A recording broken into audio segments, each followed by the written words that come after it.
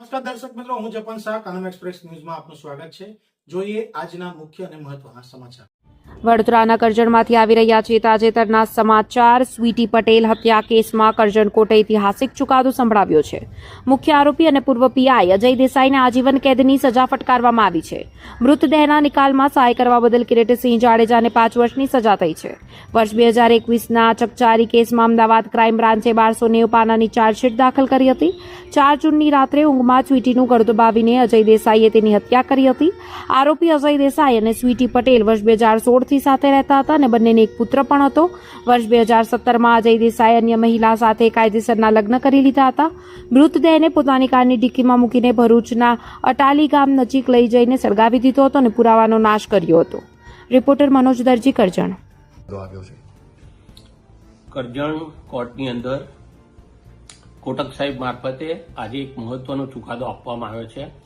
જે sweetie murder કેસથી પ્રખ્યાત case હતો, કરજણ પોલીસ સ્ટેશનની અંદર આ ગુનો નોંધેલો હતો।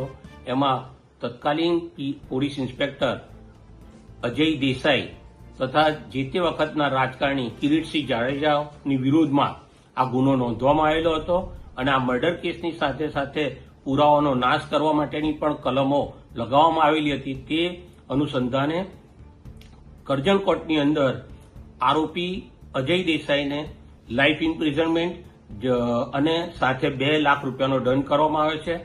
અન્ય આરોપી કિરીટસિંહ જાડેજાને 5 વર્ષની સખત કેદની સજા અને 2 લાખ રૂપિયાનો દંડ કરવામાં આવેલો છે। આ કામની અંદર મારી સાથે મારા મદદનીશ સરકારી વકીલ રમેશભાઈ જ્ઞાનચંદાનીનાઓને આ કેસ મેં સોંપેલો હતો અને તેઓએ કરજણ કોર્ટની જવાબદારી સંભાળતા હોવાથી આ કેસની અંદર કામગીરી કરેલી છે। સરકાર મારફતે પણ આ કેસની જવાબદારી મુખ્ય સરકારી વકીલ તરીકે મને સોંપવામાં આવેલી હતી। એમાં પણ તમામ પ્રકારનું લાયઝન રાખી અને આ કેસ અમે નિઃશંકપણે પુરવાર કરેલો છે। તમામ પુરાવાની ચેનલ અમે પુરવાર કરી છે। સાયન્ટિફિક એવિડન્સ તરીકે અને પોલીસ વિટનેસીસ તરીકે, સાક્ષીઓ તરીકે, પંચો તરીકે અમે કુલ 128 સાક્ષીઓ આ કેસમાં તપાસેલા છે। તમામ પ્રકારના પુરાવા અમે રજૂ કર્યા છે। ચાર્જશીટની અંદર જે કંઈ પુરાવા આવ્યા એને નામદાર કોર્ટ સમક્ષ અમે એ પુરવાર કર્યા છે। ત્યારે નામદાર કોર્ટે બંને આરોપીઓને આ પ્રકારની આજે સજા કરેલી છે।